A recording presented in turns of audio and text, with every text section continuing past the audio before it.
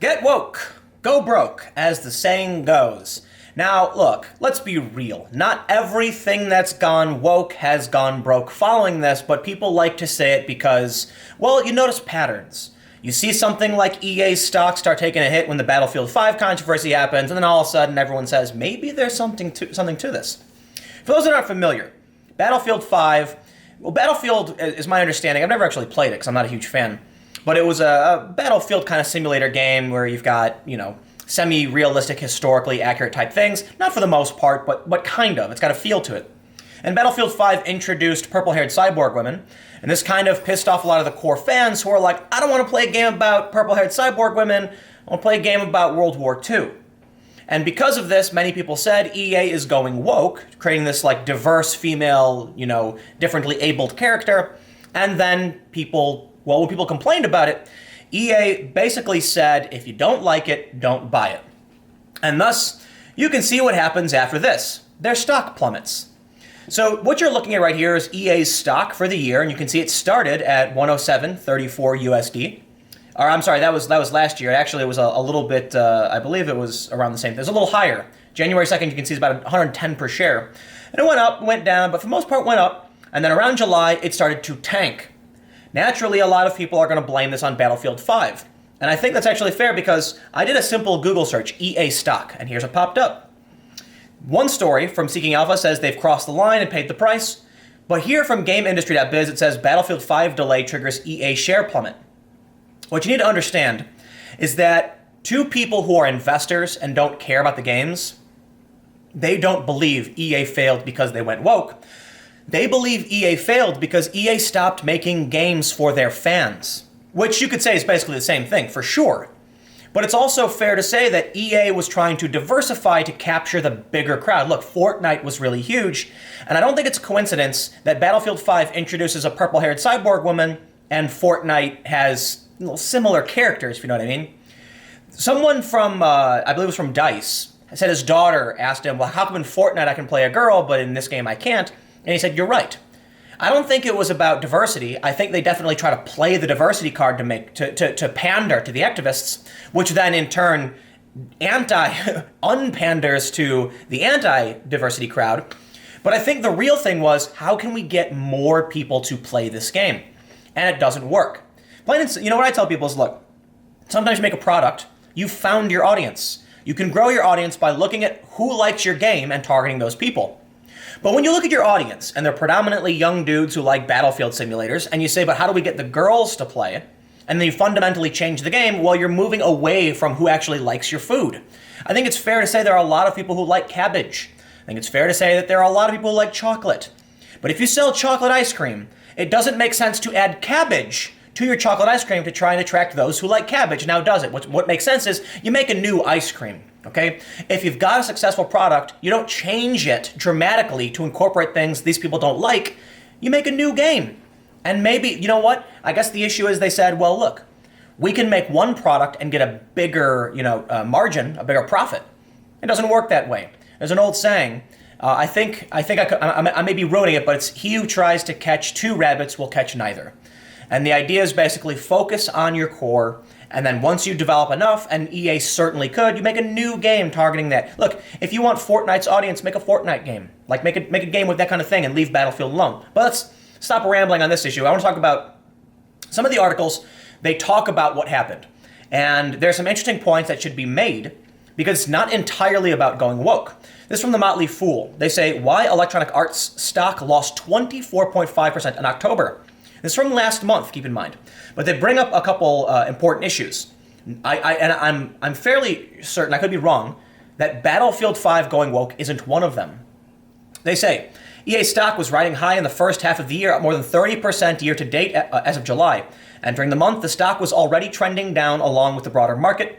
But management's weak outlook given during the company's second quarter earnings report in late October didn't sit well with investors. Plain and simple, there's a combination of factors. It looks like the way the investors see it is they didn't make money. Their projections were off, the stock goes down. You can directly correlate that perhaps to Battlefield 5. What was it the guy said? He said, if you don't like the game, don't buy it. Well, then people didn't buy it.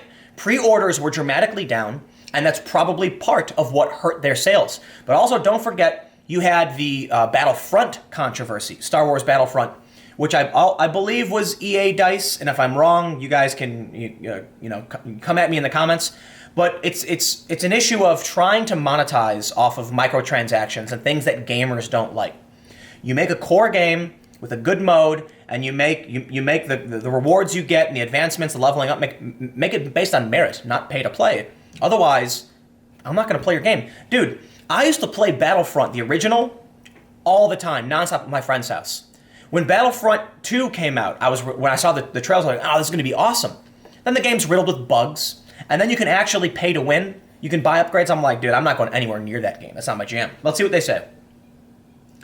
They say, let's see. During the second quarter conference call, EA upset the apple cart again by issuing a non-GAAP revenue or net bookings guidance around $1.725 billion on the holiday quarter, or more than $200 million lower than what analysts were expecting. Some analysts took that as a sign that EA games are not standing out from a busy fall release schedule that has seen blockbuster releases from rival game companies such as Activision Blizzard's Call of Duty, Take-Two Interactive's Red Dead Redemption 2. Both games have been very popular with gamers since launching last month. And therein lies the issue. So it very well may be get woke, go broke. But I think what's interesting with the Motley Fool is that they kind of show you how the investors feel about it. They certainly don't care about the activism. And this says something profoundly important. You need to make sure you're making a good product for your fans, because the investors don't care one way or another. They just want to see people buy your product. They don't care if you put out a message about how diverse you are. Do you think any of these investors or shareholders care that the guy from DICE was like, I want to make sure you can play women in this game? They don't care at all. Okay, maybe some of them do. I don't want to be an absolutist, but I'm sure most of them are just like, what's our earnings? Whoa, that's bad. I'm out. I'm selling. This is not a good company. And that's what happens. Normies, regular people who aren't involved in the culture war, are seeing this come downstream and saying, count me out. But I have another article, which I think is also particularly interesting, and this is from Investor Place. I think it's really fascinating to see how investors are writing about this, because they don't see it the same way the average gamer does. I'd be willing to bet the average gamer sees it as a culture war battle, and not buying their product causes them damage. And that's a surface level for sure. And then the damage comes when investors who know nothing about the culture war say, you're not making money, that's all that matters. So in this article, they make an interesting point. They do mention we're in a bear market. It's important to note as well that stocks have been taking a big hit. So I don't think EA is unique necessarily, but they have lost a lot of value. I have some tech stocks. They've gone down a lot, but they're still up for the year. And I think things like that are normal, a correction in the market. But for EA to be down off the beginning of the year, it seems kind of bad. They say that the delays, they've definitely hurt EA stock, for sure, that makes sense. But here's a really important point. EA is making games for shareholders, not gamers. When they tell the shareholder, we're going to make a game where you're going to microtransactions, all that other nonsense, yeah, that sounds great to a shareholder, but gamers won't buy it. Shareholders don't know anything about this side, for the most part. There are certainly people who buy the shares because they're fans of the brand, of the development, for sure. He writes, I think the industry itself is falling into an underreported but serious trend. Gaming companies are making titles for shareholders' benefit and not for the gamers themselves. This is particularly evident for EA, which is why Electronic Arts stock has fallen under hard times. I recently stated that Take-Two's sales success comes from their end-user focus. Most of that, more often than not, gamers want engrossing stories featuring strong character development. That's what made Red Dead Redemption 2 a must-have among gamers, and it made them a lot of money. Take-Two listens to their customers. EA, though, gives the impression that they're above it all. For instance, the original Star Wars Battlefront received criticism for not including a single-player campaign mode. In the follow-up, EA listened to the complaints and dutifully provided such a campaign. But with Battlefield 5, it seems like they're repeating the same mistakes. Prior to its public release date, beta testing revealed substantial bugs that frustratingly impacted gameplay. More critically, Electronic Arts made changes to popular gaming modes that left fans scratching their heads. In summary, this indicates that the company is more interested in pleasing shareholders rather than their core gamers. It's the opposite of what they should be doing. Make great titles, and the sentiment lift in EA stock will eventually come. It's all downstream. You sell a lot of products, your stock goes up. There's steps involved. It's like dominoes falling over. But what's funny here, what's fascinating, it's not funny, it's fascinating that even in this article where they recognize the games are being made for shareholders, they don't see the culture war issue. How many people didn't buy Battlefield 5 simply because of the culture war? Seriously. There's probably a lot of people who said, I'm not going to get involved, I don't want to play. I'm sure there are people who are like, you want to get woke? Fine, I won't buy your product. For people like me, I have a rule. And this rule is, it's not, look, there's nuance in all things. But for the most part, when anyone gets involved in the culture war, I just get away. I just stop. Like, I haven't played Magic the Gathering in probably a year and a half because it started getting ridiculous. I don't know how long it's been, but with the Jeremy Hambley stuff and all the weird, banning people and the Keck flag, I'm just like, dude, I do not play card games for this reason, okay? I want to watch goblins fight dragons. I want to play my strategy card game that is kind of like chess and poker combined, okay? I don't want to deal with this. And so when I see stuff like Battlefield 5, I'll say straight up, I've seen the commercials, it looks interesting, but I'm like, man, I just really don't want to be involved in any of this. Escapism, right? I do this all day, every day. What have I been playing lately? I got Smash Brothers. I played Smash Brothers. I still think Melee was the best. I don't know if that's a unique opinion. I think it's fairly common, but I'm not super big on the Nintendo side. I am not happy with Mario Kart. I'm bummed at how bad it's gotten. But I also got Just Cause 4, which feels a little too easy. But I play a lot of games. I'm interested in finding a good game to play right now. I haven't played Red Dead Redemption.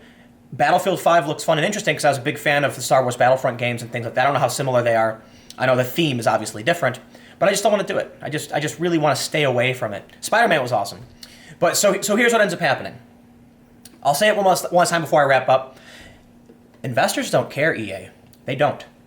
The people, like, I've got some tech stocks. I at one point had a decent amount of stock in Activision Blizzard because I'm a big fan of their games, and I own the stock not because I thought it was going to go up. I did it because I was a genuine fan of the company, and I eventually just sold it off.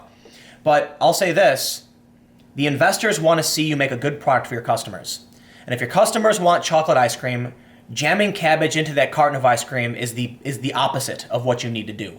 That means make a good product. Maybe it won't be as good. Like, think about this. If they just made a good Battlefield game, they would have hit their goals. They tried to go above and beyond by making this broad game. It didn't work. So what I can say is, in my opinion, I do believe that what we're seeing, look at this. EA, hey, you've been doing great, and then bam, that's a big drop off to see right there. And the reason for it is they've stopped caring about their customers. The virtue signaling stuff I don't think is real. Like, I really don't think they believe any of it. I think they're just trying to pander to what seems to be a trend when it isn't. This happens all the time. Marketing companies say, oh, young people are progressive. They're not. I don't know how to tell you this, but there's a difference between a general America and, like, your audience. Plain and simple. Okay, enough ranting on this. I've got more videos to come. Click Timcast. They're all there. I'll see you in a minute.